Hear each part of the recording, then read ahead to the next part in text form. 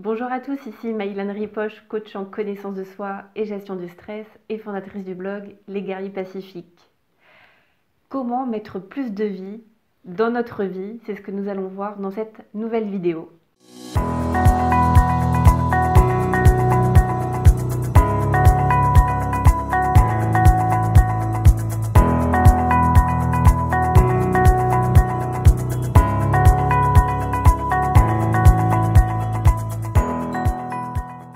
Donc j'avais envie de partager avec vous une petite expérience que j'ai vécue il y a quelques semaines dans le parc à côté de chez moi. J'étais en train de travailler avec mon cahier et mon stylo sur un banc, tranquillou quoi. Et puis il y a trois enfants qui sont arrivés, donc entre 2 ans et 4 ans maximum je pense. Et puis ils sont venus me voir sur mon banc.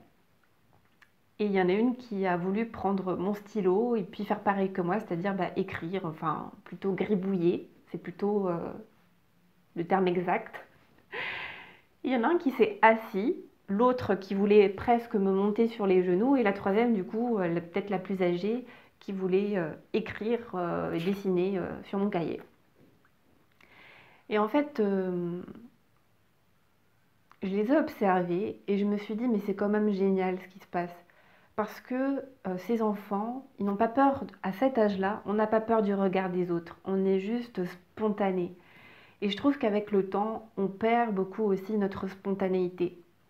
Moi, je crois que c'est une des qualités que j'ai, qui est la spontanéité, et on me l'a reproché. Pour la petite anecdote, il y a quelques années, je voulais proposer des ateliers de méditation gratuitement dans des associations d'anciens élèves.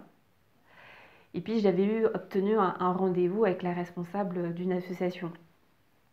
Et la personne qui m'avait mis en relation avec elle, c'était une personne que je connaissais, que j'avais rencontrée juste une fois, enfin on ne se connaissait pas plus que ça.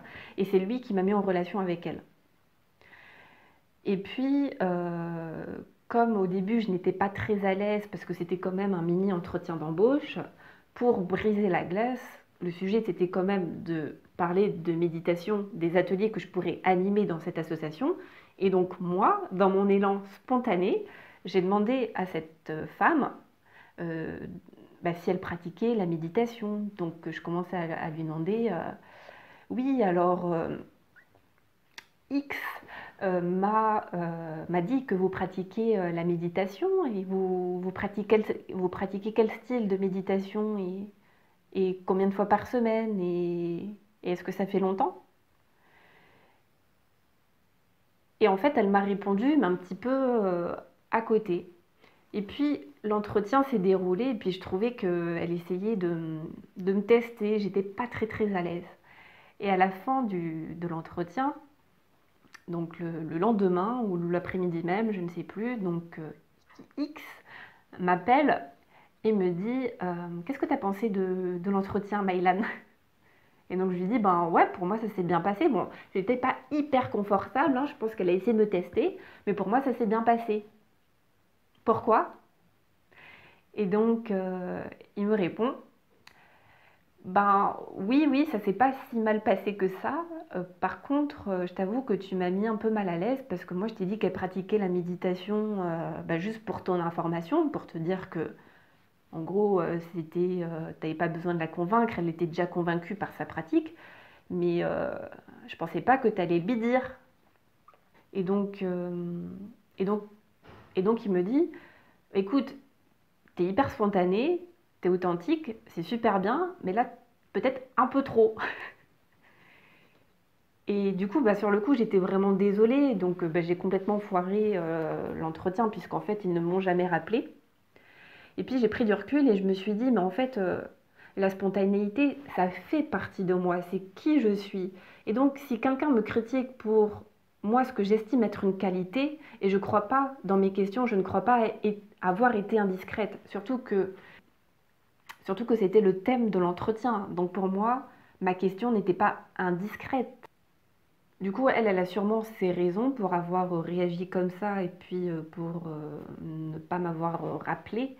Peut-être qu'elle avait peur que je sois trop spontanée. Et puis, en même temps, moi, j'ai pas envie de changer ça, parce que c'est qui je suis. Je suis quelqu'un de spontané, voilà. Et je ne crois pas être indiscrète, et je crois pas avoir été au-delà d'une certaine limite. Et c'est quelque chose que je ne veux pas changer, c'est parce que c'est qui je suis. Et donc, je peux pas changer qui je suis. Et donc, je préfère qu'on me dise non aujourd'hui et travailler avec des personnes justement qui m'auront choisi pour ma spontanéité. Et aujourd'hui, c'est ce qui est en train de se passer avec les entreprises avec qui je travaille et même les clients que j'ai en coaching. Je crois que les gens qui m'ont choisi, justement, c'est pour mon côté spontané, authentique, simple. Et moi, je trouve que quand on est spontané, eh bien, on est authentique, on est dans le moment présent, et puis surtout, on est vivant. Quand on manque de spontanéité, quand on coupe notre élan de spontanéité, eh bien, on se coupe d'une partie de la vie. Et moi, je trouve ça super dommage. Donc moi, je vous encourage vraiment à rester spontané. Ça ne veut pas dire sans gêne. C'est-à-dire, on peut être spontané et à la fois être respectueux des autres. Et je crois vraiment que je le suis. Donc si vous aussi, vous avez une partie très spontanée, la spontanéité de l'enfant, comme ces enfants qui sont venus vers moi spontanément, eh bien moi je vous encourage vraiment à rester spontané et authentique. Et c'est ce qui va faire votre différence, parce qu'il n'y a pas beaucoup de gens qui le sont vraiment.